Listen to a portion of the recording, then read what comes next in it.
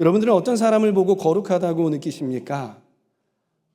저는 제가 어렸을 때 교회에 오신 부흥 강사님을 보고 저분은 참 거룩하다라고 느꼈습니다. 그런 분들을 가만히 보면 어떤 모습이냐면요, 빛이 나는 정장을 입으시고 오세요. 이게 수가 도대체 몇 수인지는 모르겠는데 정장에서 코팅을 됐는지 모르겠어요. 정장에서 막 빛이 나는 정장을 입고 오시고요. 머리는 꼭 올백을 하십니다. 아시죠? 뒤로 다 넘기는 올백. 근데 머리에 또 도대체 무엇을 바르셨는지 모르겠는데 머리에서 막 윤기가 나세요. 그 강사님의 눈빛은 이 세상의 눈빛이 아닙니다. 뭔가 다 아는 눈빛, 나의 모든 죄와 나의 모든 허물들, 나의 모든 삶들을 다 아시는 그런 눈빛으로 바라보셔서 그 눈빛을 감히 쳐다볼 수도 없는 그런 눈빛이죠. 무엇보다 가장 거룩해 보였던 것은 목소리였습니다. 걸걸하게 쉰 목소리로 성대를 긁어가면서 할렐루야 이러시는데 그 목소리를 듣고 제가 아멘 하지 않을 수 없었습니다. 어린 저의 눈에는 그런 뭔가 빛나 보이고 감히 범접할 수 없는 그런 모습이 거룩해 보였어요. 그래서 가까이 하기 어려운 모습, 그런 모습이 그게 거룩한 모습 아닐까 그런 생각이 들었었습니다. 근데 지금은 아니겠죠. 여러분들은 무엇이 거룩하다고 생각하십니까? 어떠한 모습이 거룩하다고 생각하십니까? 좀 더 근본적인 질문, 여러분들은 거룩이 무엇이라고 생각하십니까? 여러분 거룩에 대해서 아시나요? 거룩은 하나님의 속성 중에 하나입니다. 세상과 분리되고 구별되어 있는 상태를 보고 거룩이라고 하죠. 카도시라는 말이 거룩이라는 말이랍니다. 그래서 구별, 분리, 구분, 깨끗함 이런 뜻이 있다는 것이에요. 이러한 상태를 보고 구별되어서 깨끗해 있는 상태를 보고 거룩이라고 하는데요. 말씀 한 구절을 더 봅시다. 이 말씀을 보면 하나님의 거룩이 무슨 뜻인지 좀 우리가 더 자세히 알 수 있을 것 같아요. 호세아서 11장 9절 후반절 말씀을 함께 보도록 하십시다. 함께 있습니다. 나는 하나님이요 사람이 아니다. 나는 너희 가운데 있는 거룩한 하나님이다. 그럼 이해가 좀 되시겠어요? 하나님의 거룩하심이 무엇인지? 이처럼 하나님은 우리와 동일시될 수 없는 분이에요. 세상의 창조물들과 동일시될 수 없는 그런 분이라는 거예요. 우리와 구별된 분, 세상과 구별된 분, 이걸 보고 거룩하다, 거룩한 분이다라고 이야기를 하는 거예요. 칼바르트라는 신학자가 있었어요. 이 칼바르트라는 사람이 뭐라고 이야기를 했냐면 이런 하나님을 뭐라고 하냐면 절대 타자다라는 그런 말을 썼다고 합니다. 그런데 하나님의 이런 거룩함을 알고 나면은요, 알면 알수록 우리는 고민이 생기게 되는 거예요. 이런 거룩하신 하나님께서 우리에게 거룩하라라고 말씀하고 계시기 때문에, 그렇게 요청하기 때문에 우리가 고민이 생기게 되는 것입니다. 레위기 11장 45절 우리가 읽었던 말씀을 함께 읽어봅시다. 시작.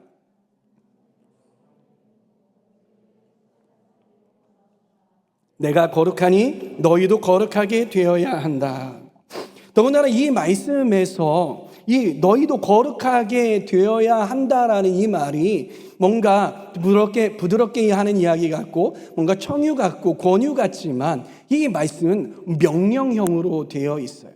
그래서 우리에게는 다른 선택지가 없는 거예요. 우리는 거룩하게 되어야 하는 것입니다. 그런데 어떻습니까? 여러분, 우리는 우리 스스로 우리의 수준을 알잖아요. 우리는 스스로가 하나님처럼 거룩하게 되어 있는 그런 존재인가요? 아니에요. 우리는 그럴 수 없다라는 걸 알아요. 그런 존재가 아니라는 걸 알아요. 그리고 그 하나님의 거룩한 그 수준으로 우리가 거룩하게 될 수 없다라는 사실도 우리가 알고 있어요. 그러기에 우리는 이 거룩이라는 단어를 듣고 이 거룩하라는 명령을 듣고 우리는 부담스러워할 수밖에 없다라는 사실이라는 거예요. 그래서 어느 순간부터는요, 이 거룩함에 대해서 포기하기 시작을 합니다. 더 이상 거룩함을 사모하거나 꿈꾸지 않는 거예요. 왜? 거룩함은 나에게 속한 것이 아니라 하나님의 것이니까. 하나님은 왜 그러면 우리에게 거룩하라고 말씀을 하시는 걸까요? 하나님께서 야, 너 거룩해봐. 내가 명령하니까 너 한번 거룩해봐. 못하지. 너는 그런 존재야. 알았어? 야, 나는 거룩한 존재야. 너하고 나하고의 차이는 이만큼이나 돼. 알았어? 까불지 말자. 이래서 하나님께서 우리에게 거룩하라고 말씀하시는 걸까요? 하나님께서는 그런 야비하신 분이 아니시라는 거예요. 그렇다면 우리가 가져야 하는 생각, 우리가 가질 수 있는 생각이 무엇이냐면 우리는 뭔가 거룩에 대해서 잘못 생각하고 있구나라는 그러한 생각이 들지 않습니까?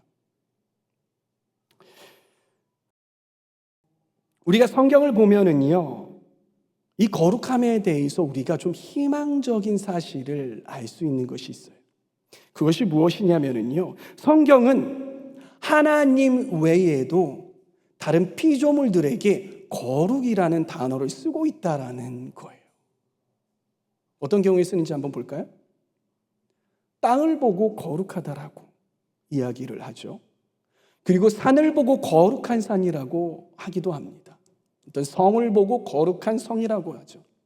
안식일을 보고 거룩한 안식일이라고 합니다.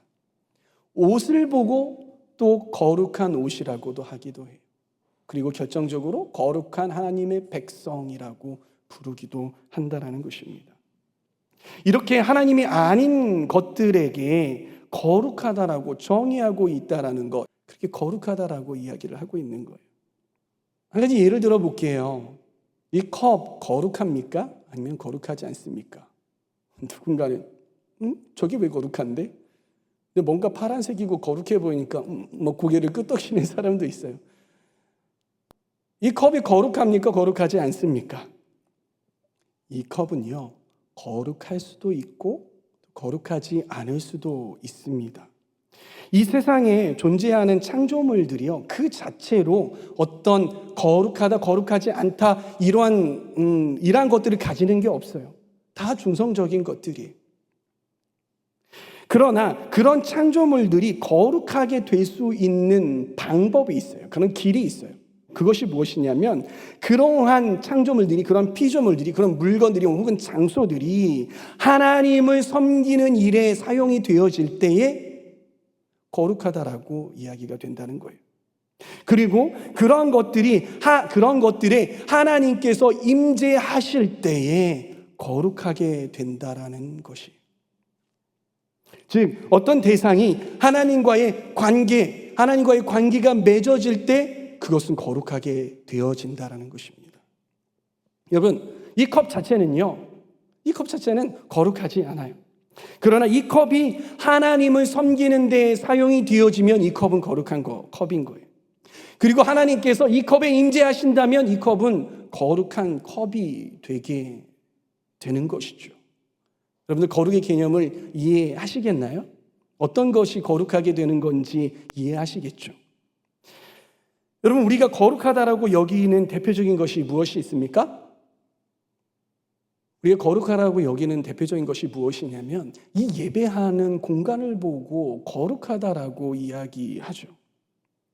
우리가 이 예배드리는 이 장소 아무나 들어올 수 없다라고 우리가 생각을 해요.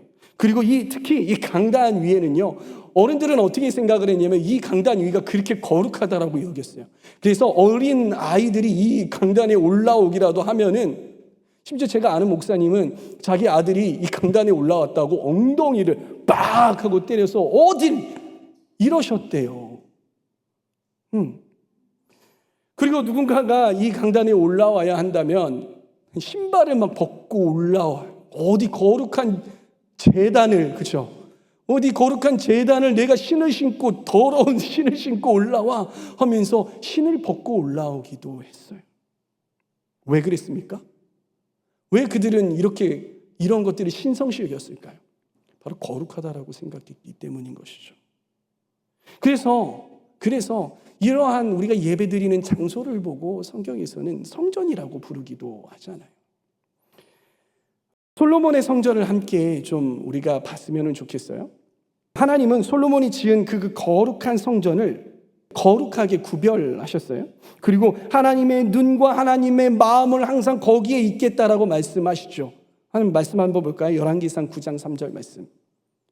함께 읽습니다. 그에게 말씀하셨다. 내가 나에게 한 기도와 간구를 내가 들었다.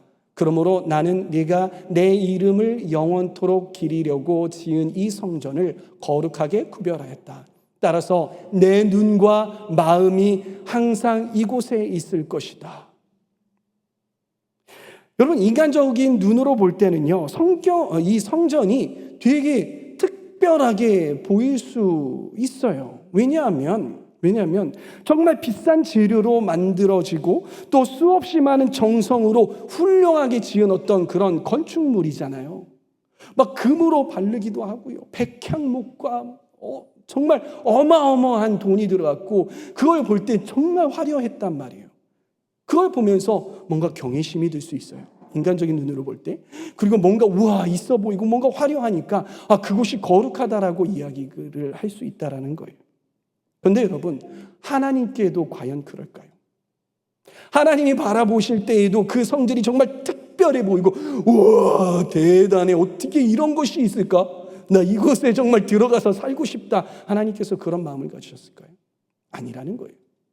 하나님께서는 그것들이 별로 그렇게 의미가 없어요.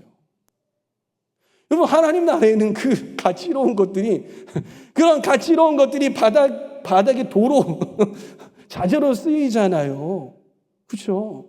근데 그 좀 금 몇 개 그냥 갖다가 발랐다고 해서 사람 눈에는 그게 많아 보이지만 그게 그렇게 특별하지 않은 거예요. 하나님께서는 그런 것들이 별로 의미가 없는 거예요. 그러나 그럼에도 불구하고 하나님께서는 그 성전을 거룩하다라고 말씀을 하고 계시죠. 그리고 나의 눈과 나의 마음을 항상 거기에다가 두겠다라고 하나님께서 말씀하세요. 정말 특별하게 취급을 하셨다라는 거예요. 왜 그러셨을까요? 무엇 때문일까요? 무엇 때문에 이 하나님 눈에는 별로 보잘것없는, 그렇죠? 그런 곳을 왜 하나님께서 이렇게 특별하게 취급하고 거룩하다라고 구별하셨을까요? 그 이유는 하나님을 사랑하고 경외하는 솔로몬이, 아니 그 이전에 하나님을 지극히 사랑했던 다윗이 지으려고 했지만 짓지 못했잖아요. 아들이 대신 지었어요. 그 하나님을 사랑하는 그 사람들이 하나님을 예배하기 위해서 지은 그러한 장소인 거잖아요. 그 장소가 하나님께 예배하는 것으로 쓰여졌기 때문에, 그곳으로 지어졌기 때문에 하나님께서 그 장소를 거룩하다라고 구별하신 거예요. 그리고 나의 눈과 나의 마음이 항상 그곳에 있겠다라고 그렇게 하나님께서 말씀하신 거라는 거예요. 그런데 여러분, 하나님이 바로 뒤에 이어서 뭐라고 하시는지 함께 볼까요? 함께 있습니다.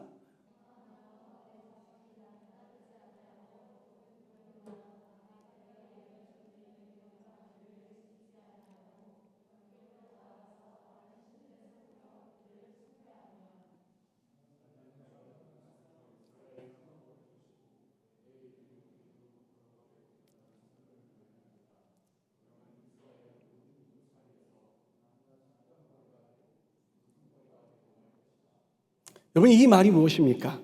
그 성전에서 예배하는 예배자인 솔로몬과 그리고 이스라엘 백성들이 하나님을 따르지 않고 하나님의 말씀을 지키지 않고 하나님을 떠난다면 하나님은 이 성전을 어떻게 하시겠다? 외면하겠다. 이 성전을 더 이상 거룩하게 말하지 않겠다. 내 눈과 내 마음을 항상 이곳에 두겠다고 했는데 내가 더 이상 그렇게 하지 않겠다라고 말씀하고 계시죠. 여러분, 이것이 바로 거룩의 본질인 거예요.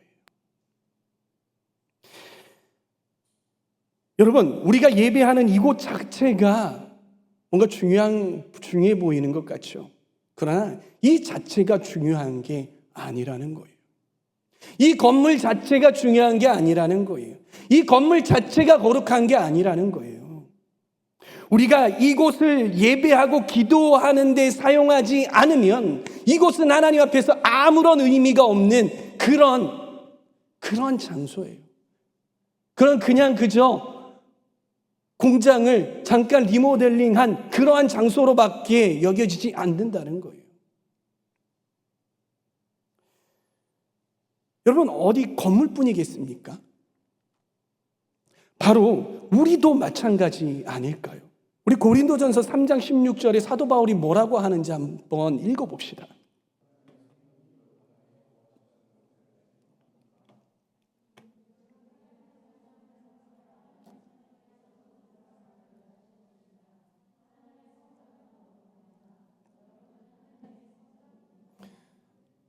아멘. 아멘이십니까? 사도 바울이 하는 이야기가 무엇인지 여러분들 감이 오십니까? 바로 우리가 성전이라는 거예요. 바로 내가 성전이라는 것이죠. 그래서 우리는 예수님으로 말미암아 하나님의 자녀가 되었고, 그리고 성령님께서 우리 안에 계시죠. 그렇기 때문에 우리는 하나님의 성전이고 우리는 거룩한 처소가 되었다라는 거예요. 우리는 그렇게 거룩한 존재가 되었어요. 한번 이스라엘 백성도 함께 봅시다. 여러분, 하나님께서는요, 이스라엘 백성들을 거룩하다라고, 하나님의 거룩한 백성이다라고 그렇게 구별하시고 그 백성을 돌보세요. 그렇죠? 그 백성 가운데 그 백성이 뭐라고, 그 백성과 이야기하시고 그 백성들이 이끌어 주셨다라는 거예요. 여러분, 그들이 뭔가 뛰어나고 뭔가 잘났기 때문에, 태생이 뭔가 뛰어났기 때문에 그들을 그렇게 거룩한 백성이라고 구별하신 것이 아니라, 하나님이 거룩한 백성으로 그냥 다른 여러 민족 중에서 그냥 거룩한 백성으로 구별하셨기 때문에 그 백성이 거룩한 거예요. 그러나 우리가 거룩하지 않으면, 우리가 거룩한 길로 걷지 않으면, 우리가 거룩한 모양새로 삶을 살아내지 않으면 우리는 더 이상 거룩한 존재가 아니라는 것이. 즉, 우리가 하나님과 계속해서 관계를 맺고 살아가지 않는다면 우리는 거룩한 존재가 아니라는 거예요. 하나님의 뜻과 상관없이 살아가면 우리는 더 이상 거룩한 존재가 될 수 없다라는 것이. 그러기에 우리는 늘 우리가 거룩할 수 있도록 힘써야 되는 것이. 우리가 저번 주에 은혜를 함께 나누었었잖아요. 은혜를 주시는 분은 하나님이시잖아요. 근데 그 은혜를 관리하는 건 누구 책임이다? 바로 우리 책임이다라는 것이. 마찬가지로 하나님께서 우리를 거룩하게 구별하셨는데 우리가 그렇게 거룩하게 살아갈 책임은 우리에게 있다라는 것입니다. 그렇다면 우리는 어떻게 거룩하게 살아갈 수 있을까요? 어떻게 거룩한 삶을 살 수 있을까요? 그 핵심이 무엇이냐면 바로 하나님과의 관계에 있습니다. 따라해 봅시다. 거룩함의 핵심은 하나님과의 관계에 있다. 그래서 우리가 거룩한 삶을 살기 위해서는요, 첫 번째, 예수님 안에 있어야 한다는 것입니다. 우리는 예수님으로 말미암아 하나님의 자녀가 되었어요. 우리가 예수 그리스도를 믿음으로 말미암아 하나님의 자녀가 되었다는 거예요. 예수님께서 이런 말씀을 하세요. 나로 말미암지 않고는 아버지께로 올 자가 없다. 그렇게 우리는 예수 복음 위에서 흔들리지 말고 굳건하게 서야 된다라는 거예요. 그럴 때 우리는 거룩함을 유지할 수 있는 거예요. 두 번째는 무엇이냐면 바로 말씀과 기도예요. 여러분, 말씀과 기도는요, 하나님과의 그런 올바른 관계, 거룩한 관계를 계속해서 지속해 줄 수 있는 도구들인 것이. 그렇기에 우리는 하나님의 뜻대로 쓰여져야 하는 거예요. 다시요.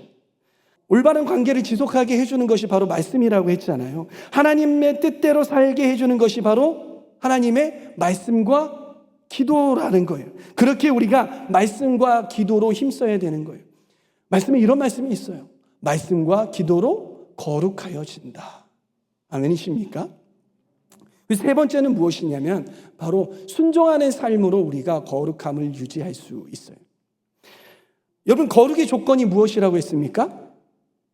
거룩의 조건은 바로 하나님을 섬기는 데, 하나님께 헌신되는 데 쓰여져야 거룩한 것이라고 했잖아요. 그렇게 우리는 하나님의 말씀대로, 하나님의 뜻대로 살아가야 되는 것이에요. 그것이 바로 순종이라는 것입니다. 저는 저와 여러분들이 예수님 안에 있음으로 말씀과 기도로 그리고 순종하는 삶으로 모두 다 거룩함을 유지하고 거룩한 삶을 사시기를 축복합니다. 이렇게 거룩하신 분과 관계가 성립될 때 우리는 자연스럽게 세상과 분리가 될 수 있고 정결하게 될 수 있고 거룩하게 될 수 있다는 거예요. 여러분, 이 원리를 한번 잘 생각을 해보세요. 이 공간이 컴컴해졌어요. 여러분, 이 공간을 밝게 하려면 어떻게 해야 될까요? 많은 사람들이 영적으로요, 이 공간을 밝게 하려고 어둠과 막 싸우는 거예요. 야, 어둠! 어둠하고 열심히 싸우는 거예요. 밝아지나요? 아니에요. 근데 이 공간을 밝게 하려면 어떻게 해야 돼요? 불을 켜면 돼요. 켜주세요. 불을 켜면 자연스럽게 어둠은 사라지게 되는 거예요. 거룩함도 마찬가지예요. 우리가 거룩하게 되기 위해서 자꾸 막 세상과 나를 막 분리하게 하려고 분리하려고 이거 분리한 것 같으면 다시 이거 하고 다시 이게 분리가 안 돼 있어서 이걸 분리하려고 계속 그렇게 힘쓴다라는 거예요. 근데 거룩하게 될 수 있는 비결은 무엇이냐면 바로 주님과의 관계, 예수 그리스도가 우리의 삶 가운데 turn on, 그렇게 켜질 때 우리는 거룩하게 될 수 있는, 그럼 자연스럽게 어둠이 물러가게 돼 있어요. 자연스럽게 어둠과 우리는 분리될 수 있게 되는 거예요. 이게 거룩함의 비결인 것입니다.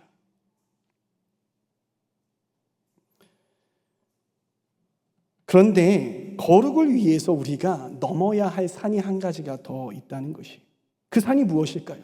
그것은 무엇이냐면 우리가 삶을 살아갈 때 깨끗한 곳에 살면 좋은데, 거룩한 곳에 살면 좋은데 우리는 어느 곳에 살아야 하냐면 바로 세상 가운데 나가서 살아야 한다는 것이에요.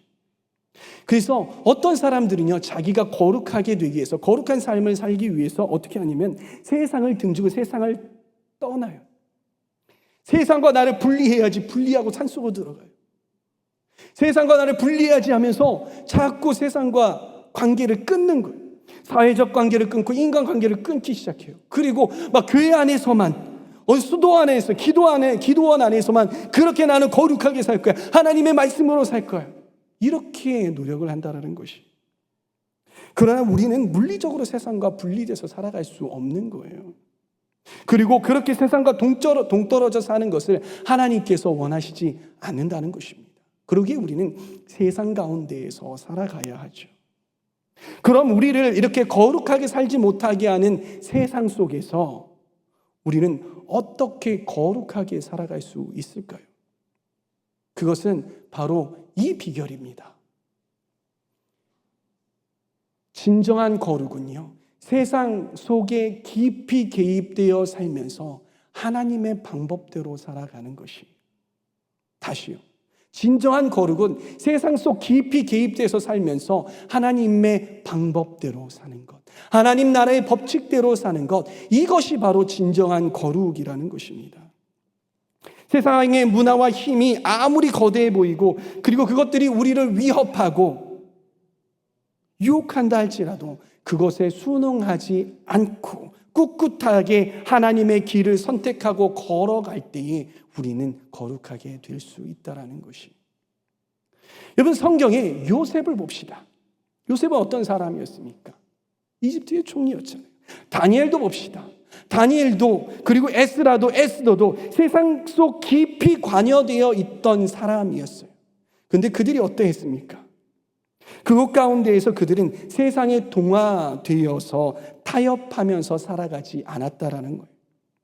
죽음의 위협이 바로 자신의 목까지 들이닥쳐와도 하나님의 말씀을 선택하기를 주저하지 않았던 것이죠. 그들은 세상 깊은 곳에서 신앙을 지켜내며 거룩한 길을 선택하며 살아 나아갔다는 것입니다. 여러분, 예수님께서는 뭐라고 말씀하십니까? 예수님께서는 어떻게 하셨나요? 예수님의 제자들을 그저 거룩한 성 예루살렘에 머물러 있으면서 너희는 여기서 거룩을 지키면서 거룩하게 살아야 돼, 이렇게 말씀하셨습니까? 아니잖아요. 예수님께서는 이 제자들을 사마리아 땅과 그리고 온 열방에 이르기까지 너희는 나의 증인이 되어야 한다. 세상 속에서 너희는 나의 증인이 되어야 한다라고 말씀하시면서 파송에 보내셨잖아요. 그래서 그리스도인은 세상에 살아가면서 세상과 동화되지 않고 세상과 타협하지 않고 하나님 나라의 법칙대로 살아내는 사람, 그것이 바로 그리스도인 것입니다. 여러분은 그리스도인이십니까? 그리고 그리스도인들답게 살아가고 계십니까? 이것이 바로 거룩한 사람이 살아가는 방법인 것이에요. 사랑하는 청년 여러분, 여러분은 정말 거룩하게 살아가고 계십니까? 혹시 교회라는 울터리 안에서 스스로 거룩하다고 자부하면서 만족해 하시지는 않으십니까? 세상에서는 아무런 구별된 영향력을 발휘하지 못하고 세상과 적당히 타협하며 살아가고 있지는 않습니까? 여러분들은 무엇으로 세상과 구별되어 있다라는 것을 증명해 보이시겠습니까? 초대교회는요, 복음의 능력으로 로마를 정복했습니다. 그것은 그들이 뛰어난 언변으로 했던 것도 아니었고요. 그리고 그들에게 뭔가 화려한 무언가가 있어서 그것을 보고 로마 사람들이 혹했던 게 아니에요.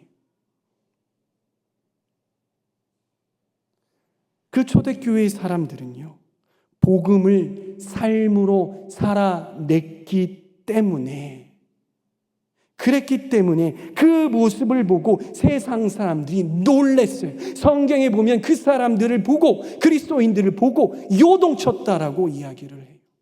그 거룩한 삶의 모습, 그것을 보고, 복음으로 살아내는 그 모습을 보고 세상이 요동치고, 그리고 그 로마라는 그 위대했던 제국이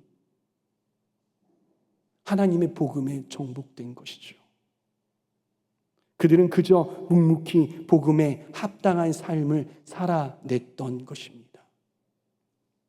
사랑하는 청년 여러분, 여러분들에게 다시 질문하겠습니다. 여러분들은 그리스도인이십니까? 그리스도인으로서 세상 가운데 복음의 능력으로 묵묵히 살아내고 계십니까?